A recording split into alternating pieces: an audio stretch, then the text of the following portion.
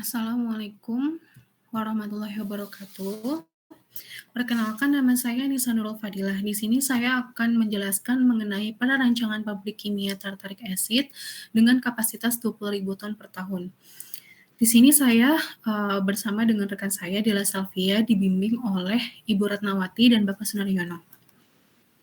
Selanjutnya untuk outline pada pemaparan materi yang akan saya berikan hari ini diantaranya yaitu pendahuluan, teknologi proses, dan rancangan proses. Untuk latar belakang, salah satu dampak COVID-19 yaitu penggunaan tablet sediaan vitamin C. Kebutuhan sediaan tablet effervescent memiliki permintaan yang cukup tinggi. Salah satu bahan baku pembuatan tablet effervescent yaitu asam tartrat yang diimpor kebutuhannya dari luar negeri. Asam tartrat banyak digunakan di industri pangan sebagai pengasam dan pengikat rasa. Dan di industri farmasi itu sendiri digunakan sebagai pembuatan tablet effervescent. Lalu tartaric acid atau asam tartrat di Indonesia dipenuhi dengan mengimpor dari luar negeri. Ketersediaan tartaric acid di Indonesia masih cukup rendah untuk memenuhi kebutuhan konsumen.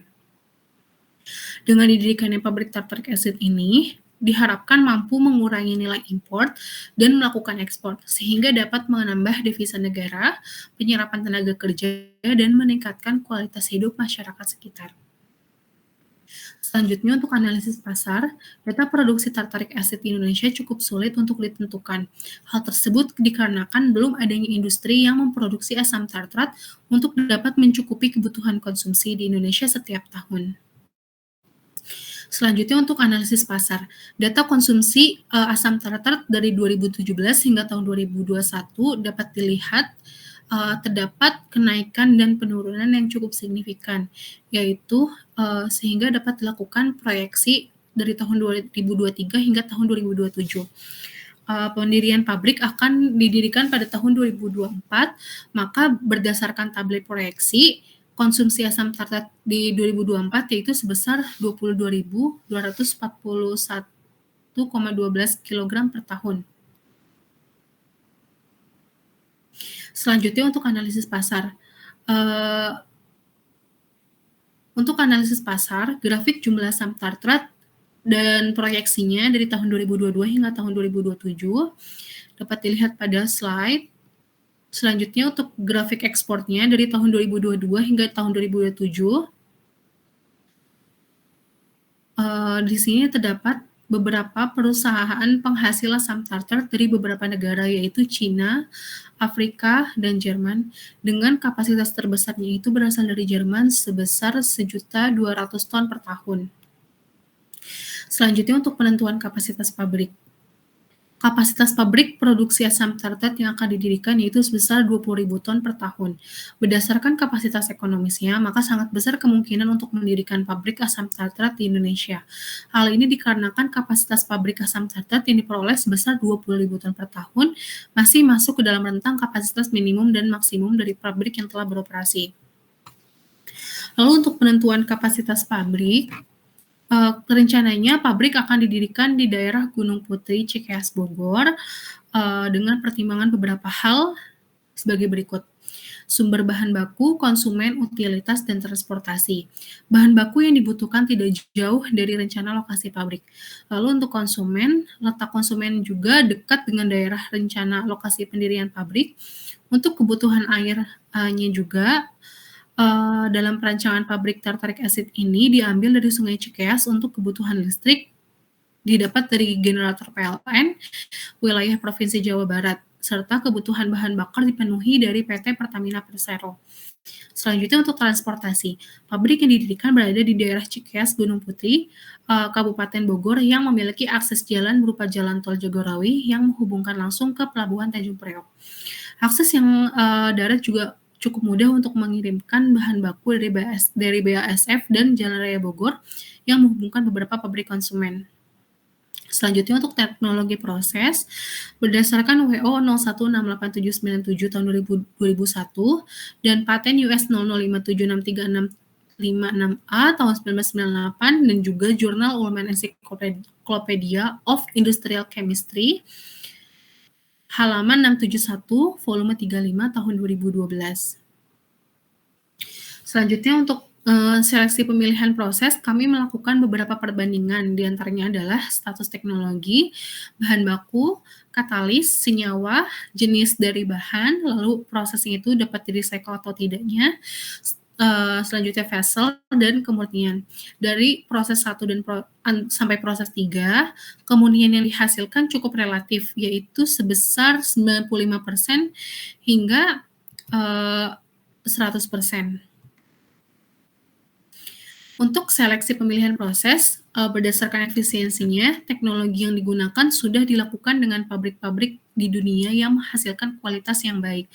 Bahan baku yang digunakan dekat dengan lokasi pabrik, proses yang dilakukan dengan pretreatment yang mudah dan efisien, lalu limbah tidak begitu berbahaya bagi lingkungan dan dapat diolah sendiri di pabrik dengan pengolahan limbah. Lalu tidak menggunakan katalis sehingga dapat menekan biaya pengeluaran untuk katalis. Selanjutnya untuk keamanan teknologi. Kondisi operasi yang dilakukan sangat aman, tentu dapat menekan kecelakaan dan meningkatkan tingkat kesehatan. Lalu untuk biayanya, proses produksi tartaric acid pada bahan baku yang digunakan ini memerlukan biaya yang relatif rendah dibandingkan dengan proses berdasarkan paten US 0057636656A tahun 1998 dan WO 0168797001. Selanjutnya untuk block flow diagram, melalui reaktor dengan penambahan kalium hidrogen tartrat, kalsium hidroksida, dan kalsium klorida, ditambahkan dengan H2O pada pH 5, suhu 70 derajat Celcius, dan tekanan 1 atm, dan dilakukan selama 2 jam.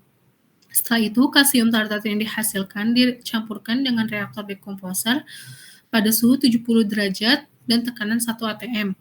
Di sini ditambahkan dengan H2SO4.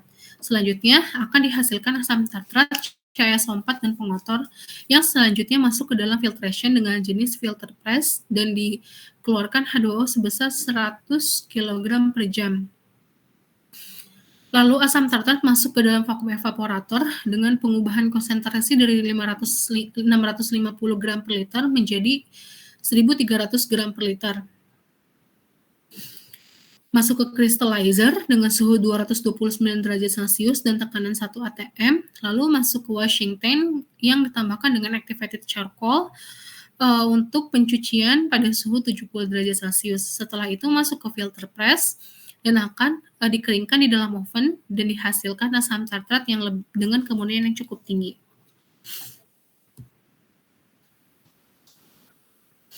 Untuk reaktor 01 neraca massa yang didapatkan yaitu input dan outputnya sebesar 7.464 dan untuk neraca energinya, HI-nya itu sebesar minus 37396,86 dan HOUT-nya sebesar minus 9292,90. Lalu untuk reaktor neraca massa yaitu 02-nya, yaitu input dan output-nya sebesar 6702 dan neraca energinya sebesar HI-nya itu sebesar 3942,88, HOUT-nya itu sebesar 5212,16. Lalu untuk filter press, input dan output-nya sebesar 6702. Untuk filter press neraca energinya tidak ada karena hanya ada proses perpindahan dari satu bahan ke tempat lain tanpa adanya perubahan energi. Lalu untuk evaporator, input dan output-nya itu sebesar 6.601 dan neraca energinya tidak ada.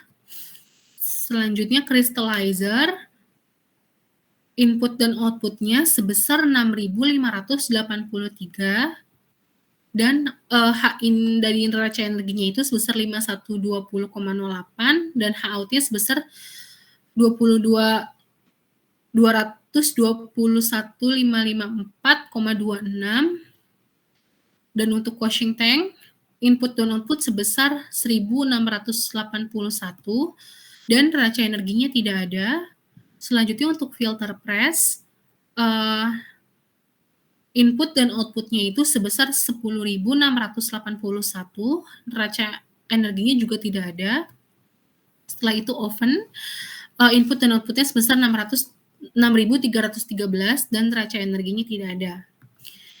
Sekian pemaparan untuk presentasi perancangan pabrik kimia tartarik asid dengan kapasitas 20.000 ton per tahun. Sekian dan terima kasih.